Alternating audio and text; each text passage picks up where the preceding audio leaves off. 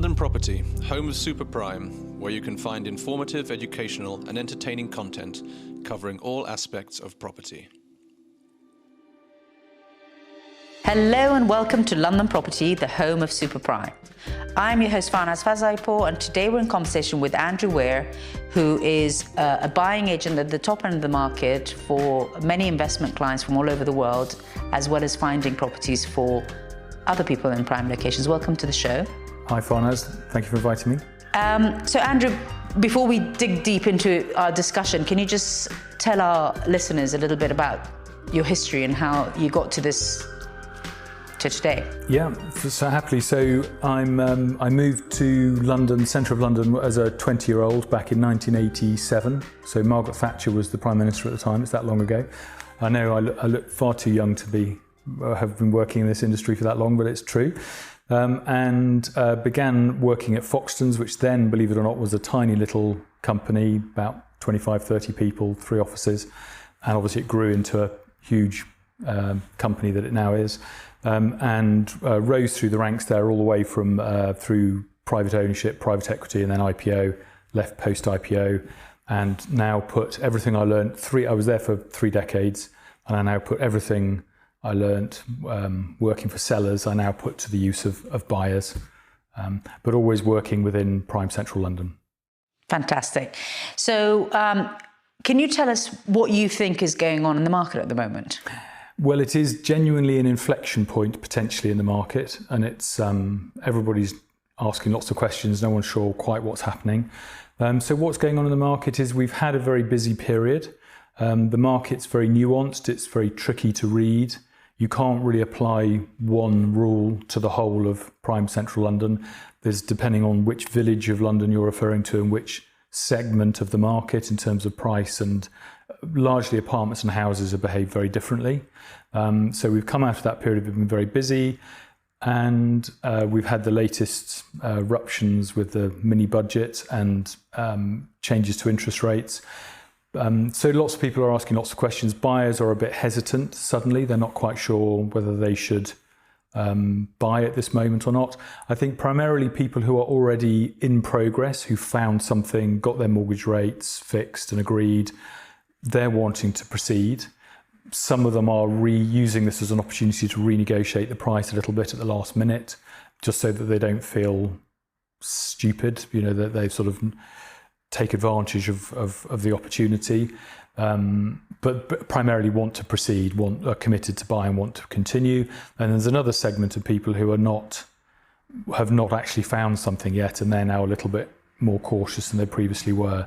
And then, as if that wasn't sufficient, there's also, as everyone is talking about, there's a significant dollar-based, US dollar denominated based segment of the market who are by and large seeing this as their Christmas is coming all at one time. It's like all the stars have aligned in perfect symmetry for them.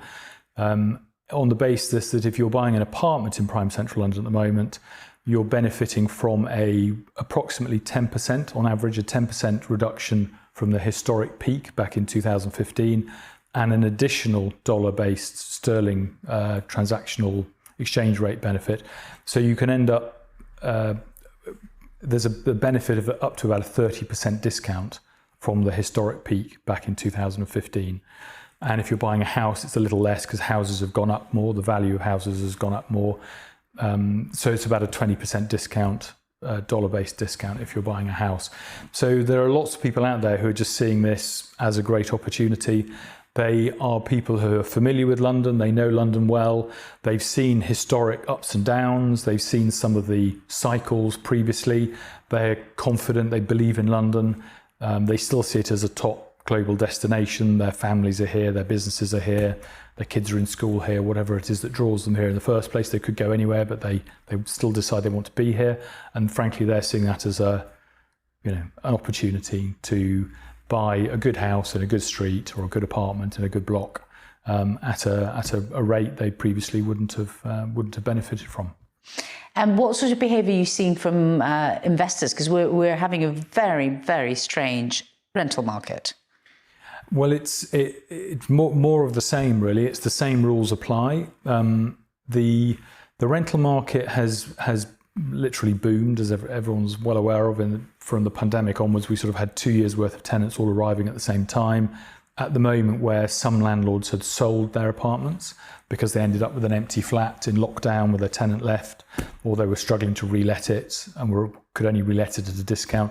So some of them took the opportunity to sell as the sales market was busy.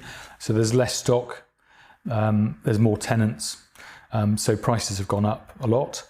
So again, sort of savvy investors who are in it for the long run probably already have a portfolio and want to cherry pick things to add to it, are buying, and they're quite active, and they're being quite careful about what they buy, but they're seeing yields that in prime central London have never been fabulous. It's never been the reason to buy here. The reason to buy here has always been for capital appreciation. So yields historically sort of 3%-ish roughly. Now in some cases we're getting over 5% yield, which we haven't seen since the 1990s. So there's a market for investors, those who are sort of long enough in the tooth not to be panicked about any sort of particular one instance and have a long-term view. Property in London is always a medium long-term hold. So people who understand that are happy to acquire. And there are, particularly in the apartment market, because it hasn't recovered as quickly as the house market, there are some really good deals out there if you know where to look. So we're saying that the flat market is recovering slower than the house market. So some of the obvious reasons were in the pandemic, people wanted to go to houses and have gardens and not share common spaces. What else do you think is... I think we all made the mistake of thinking that travel would recover overnight like a light switch, and that's not happened. It's been a gradual, relatively slow process, and I think that is what is subduing the apartment market in comparison to the house market. Generally, the house market is people who are living here. It's a slightly more domestic market. The apartment market is much more investor-led. It's more people who are travelling in and out, who are not based here, just here all the time. And that travel recovery has been much slower and more gradual than anybody anticipated. And I think that's the primary reason. So I think that is where the opportunities are. And the reason I'm convinced that market will recover is you only have to look at what's happened in the lettings market. The same people who rent today are generally the buyers tomorrow. Now, obviously, it's not literally overnight, but it is, they rent for a couple of years and then they buy. That has been the traditional thing. All estate agents will tell you that their tenants become buyers. So I think that the recovery in the lettings market and how strong that is a sign of how people want to be in London. That type of person, the young professional, they want to be here, but they're not yet ready to buy. I think in the next year or two, you'll see that the apartment market will really recover and rebound. And what about this great big exodus to the country? Are you seeing any of that reversing? We've seen a little bit of it reverse. I mean, I was always sceptical about it, to be honest with you, because historically I would always see people get to a point of their career or a point of their family life where they would want to move out of London anyway. As their lives changed and they wanted different schools and things. So that exodus was always present, but I think it was the pandemic. It sort of amplified it and accelerated it. People brought their plans forward and moved earlier than they would have done otherwise. And I think what you're seeing now is a rebalancing of that and a return to, everything's returning much closer to its sort of norm and its mean than people believed. So I think, and there is also this sort of 3 days a week thing. So people are Tuesday, Wednesday, Thursdays. The Mondays and Fridays are, in my opinion, much quieter if you're commuting in and out of London. The tubes are quieter, the pavements are quieter on those 2 days. So people do need to be here, and they're looking for smaller apartments, be it rental or to buy, for that period of the week. So it's very much the pied-à-terre type market. So it's small apartments, but in a very, very convenient position for where they need to get to work and for their social lives. So that market is recovering, but it's just slower than the house market.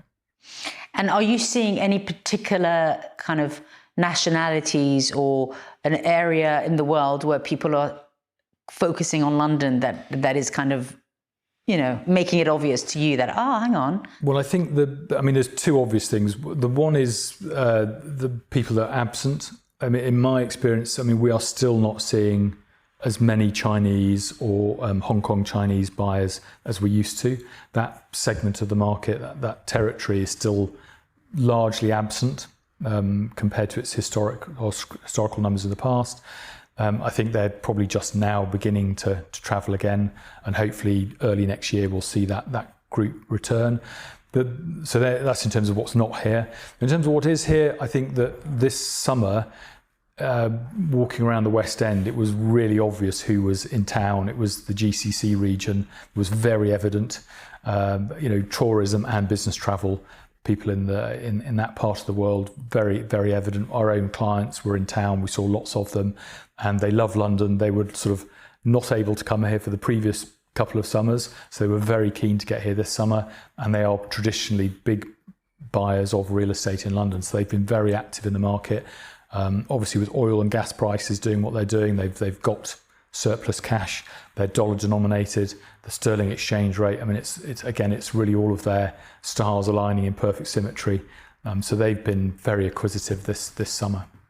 You and I have both been in the market for decades, and people always say, oh yeah, well, of course you're in the market and you're always positive, but actually the market always adapts and just different types of buyers come. So it's not that, oh my God, this is the end. It's always, okay, who's going to start thinking this is an opportunity now? Yeah, if you look back historically, they've always been, one of the reasons I've always enjoyed doing this job particularly is that London does feel like it is genuinely plugged into the mainframe. Whatever you read in the news, you sort of feel it in the property market in London. It's wherever someone is being successful and making money, London is a big draw for people. So if you go back over the last 2 or 3 decades, London has really benefited from waves of different nationalities, different groups of people who have been successful in business and have wanted to set up home here either permanently or temporarily for lots of reasons. Everyone knows the reasons why London's so attractive. It's access to so many different things that people need in their lives. Yeah, I think it's always a mistake to think that what you're seeing in London today is London. London isn't one thing. It's a permanently evolving, it's very difficult at a certain stage of your life not to become a grumpy old man and think, well, it's not like it used to be. Well, no, it's not like it used to be. When I rocked up here as a 20-year-old, it wasn't like it was the previous 20 years. It is a constant state of flux, which is why it is so successful. I think the one thing London does need to be careful of is if it becomes too expensive for young people to live here, then I think it might not evolve as quickly as it could or should. I think it's very important that the politicians find a way of creating more affordable housing for young people specifically, because that is the next generation. That's London. That's tomorrow's version of London. That's what will keep it relevant globally. And it's what it's benefited from enormously in the past. Is that I know myself as a 20-year-old moving here. I'm from the north of England. I'm from Manchester, or Cheshire, which is just south of Manchester. And for me, moving here was like previously living with a black and white television and suddenly waking up in London and it being having a colour television.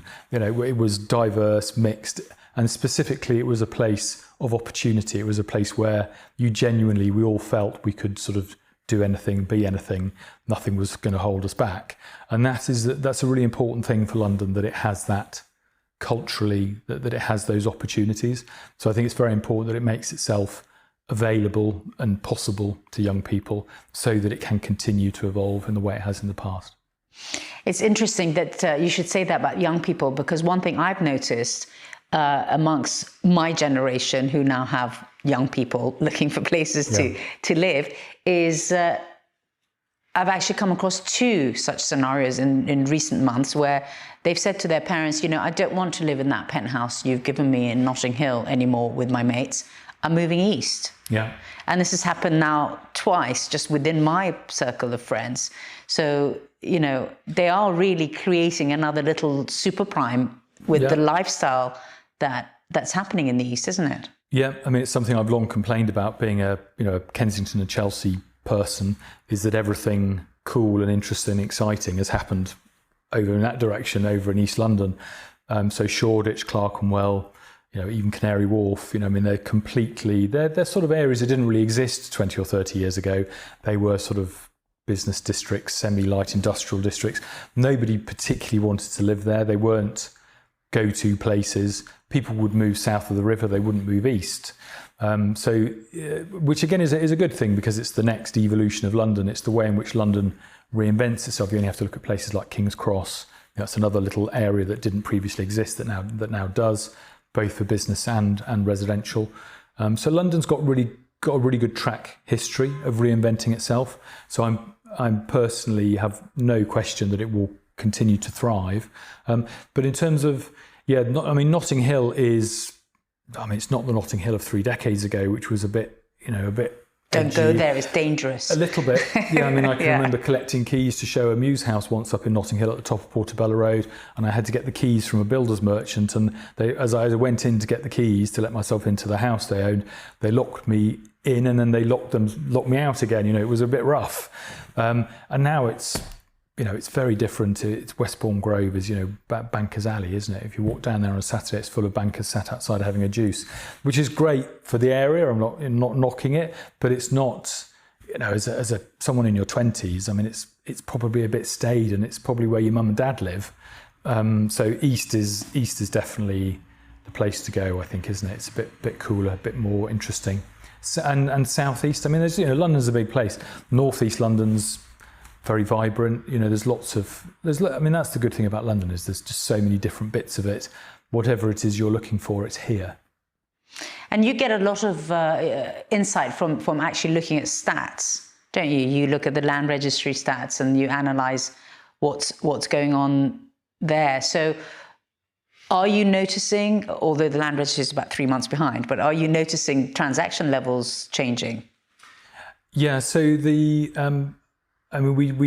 try and do, the land registry is obviously an issue. You mention it because they're very behind now, so they're not terribly reliable, but there are data houses out there that produce data. Prime Central London seems to be languishing in terms of volumes. The volumes are still very low. They're sort of struggling to get over 4,000 transactions a year, whereas previously in the 90s you'd have 12 to 13,000 transactions a year back in the heyday. Very different landscape these days, different people buying for different reasons and different taxation, so it has slowed the market down. People have to hold for much longer, and they're holding for different reasons. They're not necessarily owning it as just somewhere to live. It's performing a different function as well. So the volumes in Prime Central London are sort of currently low historically, and I don't think they're about to significantly increase the volumes. I think they'll probably sit at the sort of level they're at the moment. So all of the growth has been beyond Prime Central London, in Greater London, the regions outside of Westminster and Kensington and Chelsea. So, South London, East London, North London, that's where all the volume of transactions have been in the last few years. Yes, I guess it's also not really encouraged to keep transacting, especially if you're doing it for business, because of all the costs of actually buying, right? So before you could buy and sell and flip and refurbish, but you can't really. The market has to really go up quite a bit for you to recover the actual cost of the transaction. Yeah, so the small-time developer is sort of a thing of the past. It's not really possible to do that anymore because of the holding. The in and out costs are prohibitive. Well, Andrew, it's a market that moves probably every so many months, I think. We know from the word on the street, but I'm sure we'll have you back on the show soon to give us another update in a few months. So thank you for letting us have a glimpse into what's going on in the market at the moment. Pleasure. And for our listeners who want to tap into your expertise, they'll be able to find you on our experts directory and subscribe to our social media platforms to be kept up to date with all the podcasts that we do on a weekly basis from experts like yourself. So thank you for coming. It's a pleasure. I look forward to hearing from them. Thanks for listening to the London Property Podcast. Head over to londonproperty.co.uk and subscribe to our newsletter to receive latest updates.